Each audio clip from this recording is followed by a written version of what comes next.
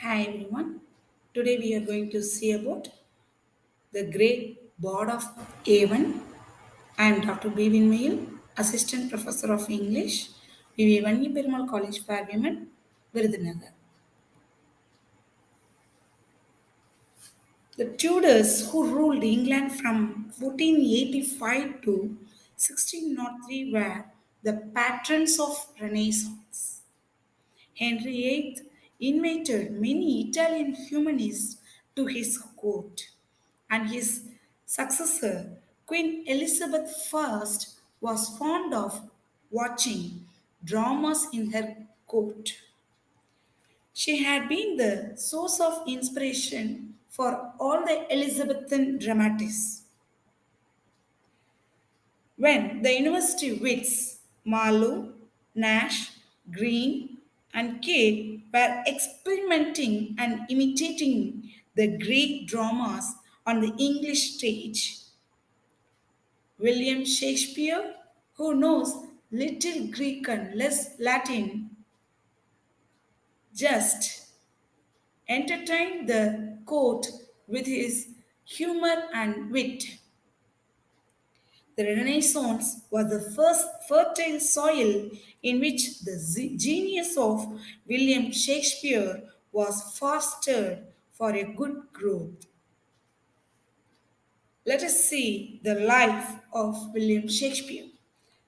There is no authentic record or document to know the biography of Shakespeare, yet we have some traditional tales that were collected from Stratford's neighborhood and the theatrical circles in London to arrive at his life. He was born in April 23rd, 1564, at Stratford upon Avon. He was loudly called as Bard of the Avon. Though he was not an university wit, he had authored 37 plays and 154 sonnets.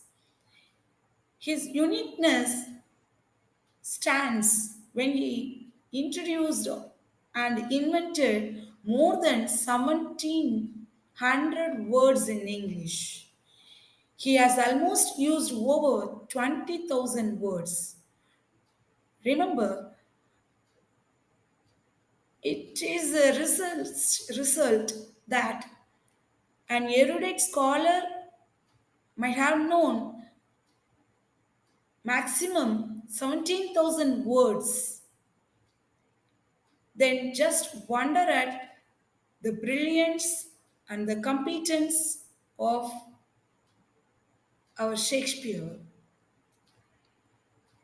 And he died of illness on his birth date, 23rd April in 1616, in his own hometown, Stratford-Avon.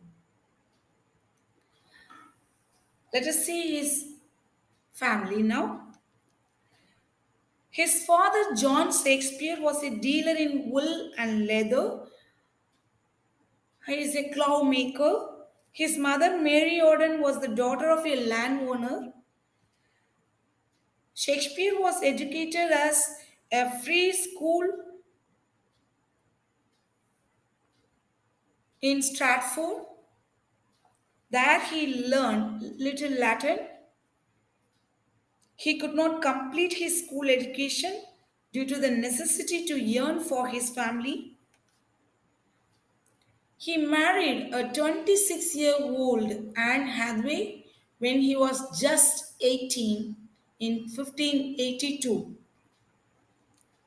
In 1583, his daughter Susanna was born, and in 1585, his twins Hamlet and Judith were born.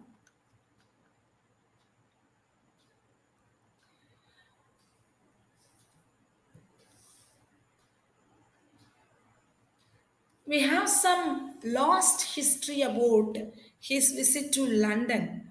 Those years are called last years in his history.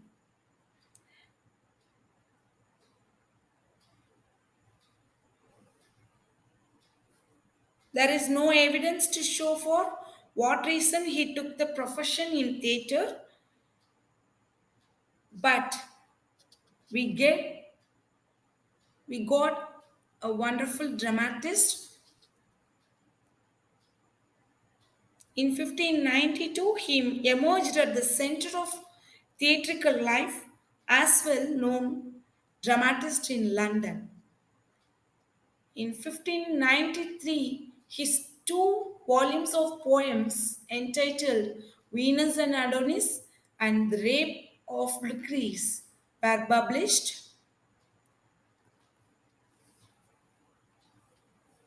In 1954, he had been a founding member of the Lord Chamberlain's Men. It is a group of actors. Shakespeare might have joined this group to make his yearning. His wit, good nature, sweet manners, and agreeable companionship helped him to grow as a dramatist.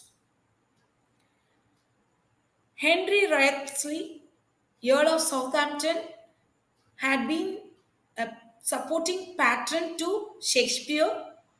That's why Shakespeare in 1609 has composed 154 number of volumes addressing Henry Wriothesley as young man.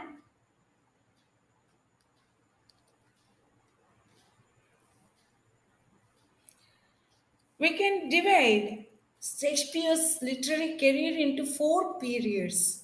The first one is titled as Period of Experimentation.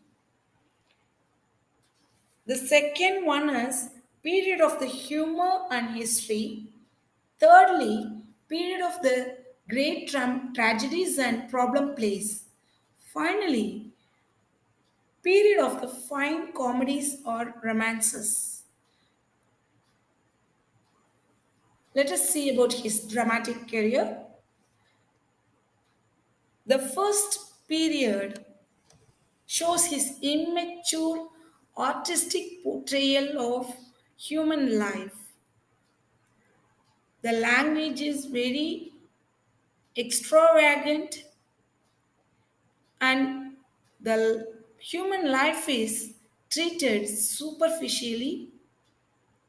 But in his second phase, we can see a deeper knowledge of human life.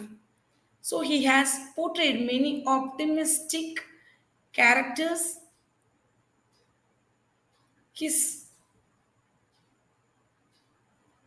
blank verse just fan- fascinated the queen as well as the groundlings. In his third period, we got the supreme masterpieces of the master dramatist. It shows the plays completely exhibits the dramatic power of Shakespeare. He has portrayed the darker side of human experiences. That's why we could see many tragedies which deals with the pessimistic delineation of the characters he has chosen.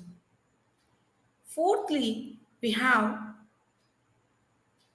the romances and comedies. We could find in a tender and peaceful portrayal of life which highlights or which focuses on the romantic experience of the lovable characters. And it is the last stage of his dramatic career where we could see the decline in his style. Remember, Shakespeare has violated the classical rules, but he has initiated the romantic tradition in writing dramas. Just go through the list of dramas enumerated here chronologically. Let us see, why do Shakespeare's play withstand the time? The answer is very simple. They carry some unique features which the other dramas fail to have. Shakespeare only portrays universal themes in his plays. All the plots are complex and interwoven. We could find subplots related to the main theme. The conflicts he has chosen are universal, timeless. They appeal to all the human race, irrespective of time, age, color, place, and what not else. The verbal dexterity, the mastery over language of the bard just appeals to all kinds of audience. He has the mastery over blank verse. Blank verse is a free form of poetry which has iambic pentameter, and iamb is a feat which contains a rhymed followed, yeah, an unrhymed followed by a rhymed meter, rhymed syllable.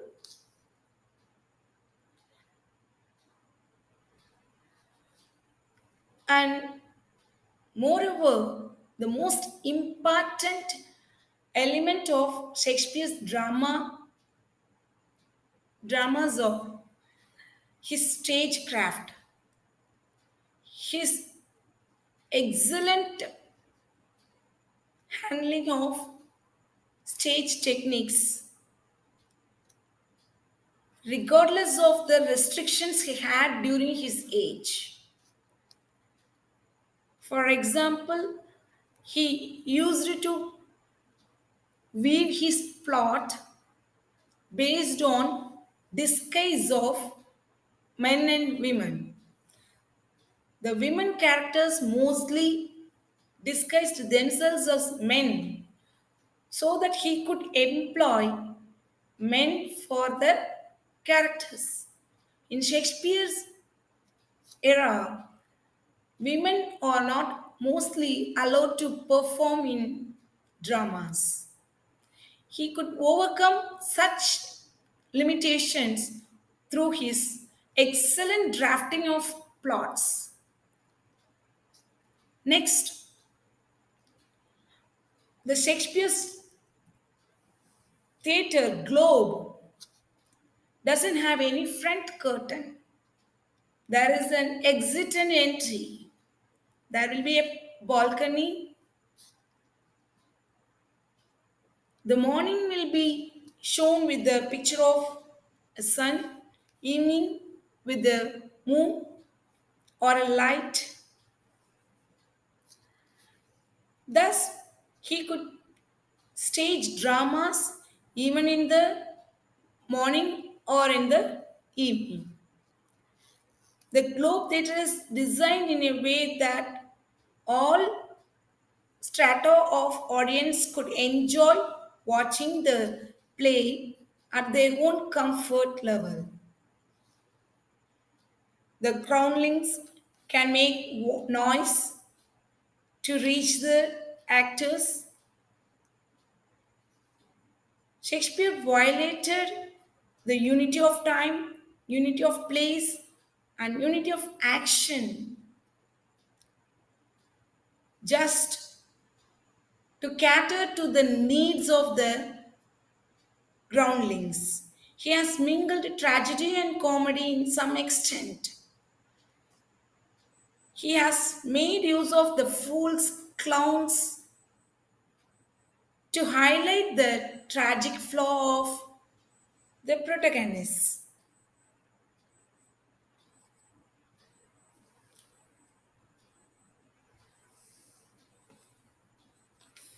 From his contemporaries to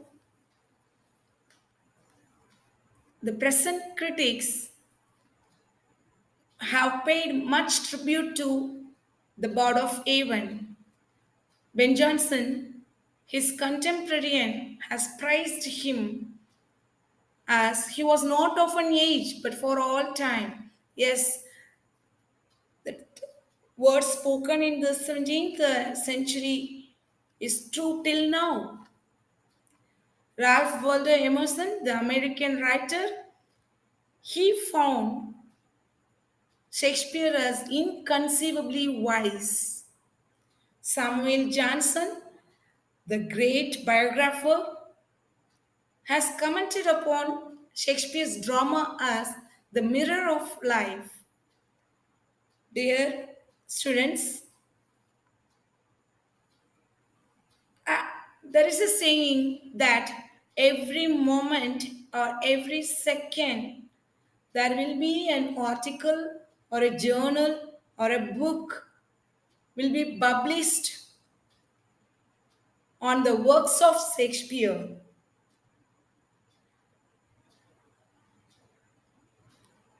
I feel elated to talk about his mastery over the language and his contribution to Elizabethan dramas. Thank you, one and all.